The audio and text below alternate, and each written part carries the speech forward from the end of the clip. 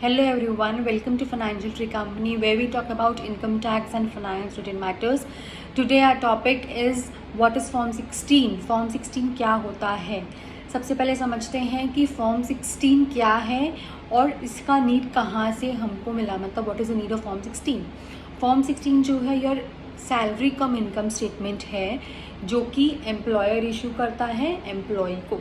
सी India में बहुत major population जो है वो जॉब में एम्प्लॉयड है जो कि अपने सर्विसेज देती है एम्प्लॉयर को, और एम्प्लॉयर उन सर्विसेज के बदले सैलरी पे करता है.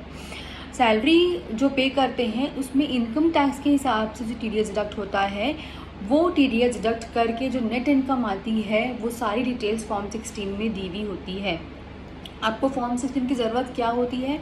फॉर्म 16 की ज़रूरत आपको रिटर्न फाइलिंग के समय लगती है, यानी जब आप एम्प्लॉयर से अपनी फॉर्म 16 लेते हैं तो उसके हिसाब से आप अपनी रिटर्न फाइल करते हैं, क्योंकि अगर फॉर्म 16 से डिविएट करके आप इनकम डालते हैं तो आपको इनकम टैक्स के नोटिस मिलना चालू हो जाते हैं.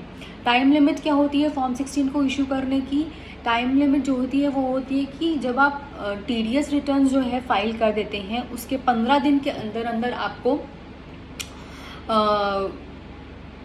उसके 15 दिन के अंदर अंदर एम्प्लॉयर को एम्प्लॉय को फॉर्म 16 इशू करना होता है. TDS रिटर्न फाइल करने की डेट जो है लास्ट क्वार्टर की 30 मई होती है. जब आप 30 मई तक TDS रिटर्न फाइल कर देते हैं उसके 15 दिन के अंदर यानी 15 जून जो है वो आखिरी डेट होती है फॉर्म 16 इशू करने की. अगर गवर्नमेंट ये टाइम एक्सटेंड करती है तो वो एक्सटेंडेड टाइम जो है वो ड्यू डेट हो जाती है. पहले ये चीज़ नहीं हुआ करती थी. जो इंडिविजुअल पर्सन्स थे वो खुद अपने रिटर्न्स फाइल किया करते थे, लेकिन हर कोई अपने हिसाब से टैक्स इवेजन करता था. तो गवर्नमेंट ने ये लाइबिलिटी एम्प्लॉयर के ऊपर डाली, यानी कंपनी के ऊपर डाली कि जब आप एम्प्लॉयर अपने एम्प्लॉयज़ को पे कर रहे हैं तो आप उनको नेट पे कीजिए, हमको जो उनसे टैक्स लेना है वो टैक्स आप डिडक्ट करके हमको दीजिए, और एम्प्लॉय को आप नेट अमाउंट पे कीजिए TDS डिडक्ट करके, ताकि वहाँ उस एरिया में टैक्स का इवेजन जो है वो रोका जाए. इसीलिए ये लाइबिलिटी एम्प्लॉय के ऊपर लाई गई. कंपोनेंट्स क्या होते हैं फॉर्म 16 में, क्या क्या चीज़ें इंक्लूड होती हैं? फॉर्म 16 में 2 कंपोनेंट्स होते हैं, part A and part B. Part B में सिंपल सी चीज़ें होती हैं जैसे कि नेम, एड्रेस, पैन और TDS की डिटेल्स जो TDS हुआ है.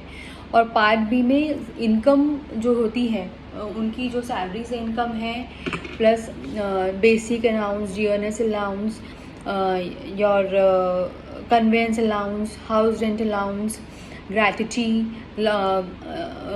लीव ट्रैवल कंसेशंस, वो सारी चीज़ों को जोड़ के एंड देन आपके जो भी डिडक्शंस होते हैं उनको लेके, यानी आपकी लाइफ इंश्योरेंस अगर आपने लिया हुआ है, अगर एम्प्लॉय आपको देता है तो वो, अगर आपने लिया है तो आप उसकी रेसिप्ट उसको दोगे तो उसके हिसाब से वो TDS डिडक्ट करेगा. देन योर मेडिक्लेम्स वगैरह जो भी होगा उसके हिसाब से जो नेट इनकम आती है वो पार्ट बी में जो आपकी इनकम है उसका ब्रीफ दिया हुआ होता है, और पार्ट ए में आपके सारे जो नॉर्मल सी चीज़ें हैं, जो बेसिक चीज़ें हैं उसकी जानकारी दी हुई होती है. तो फॉर्म 16 2 कंपोनेंट्स में है, part A and part B. Form 16 जो है ये सैलरी कम्स इनकम स्टेटमेंट है. नाउ अब फॉर्म 16 और 26 AS कैसे रिलेटेड होते हैं इसको समझते हैं. जब एम्प्लॉयर जो है TDS डिडक्ट करता है तो वो TDS डिडक्ट करने के थोड़े टाइम बाद एम्प्लॉय के 26 AS में जो TDS डिडक्ट होता है वो दिख जाता है. एम्प्लॉय के 26 AS में TDS जो डिडक्ट होता है वो दिख जाता है. फॉर्म 16 जो है और 26 AS जो है वो दोनों एक दूसरे से रिकनसाइल होते हैं, तो समझ में आता है कि हाँ जो TDS डिडक्ट हुआ है वही 26 AS में दिख रहा है. रिटर्न फाइलिंग के समय फॉर्म 16 और 26 AS दोनों को रिकनसाइल करके एम्प्लॉय अपने रिटर्न्स फाइल करता है. क्या आपको अलग अलग, अगर आपने 2 लोगों के अंडर जॉब किया है तो क्या आपको हर किसी से फॉर्म 16 मिलेगा या सिर्फ एक ही पर्सन से मिलेगा?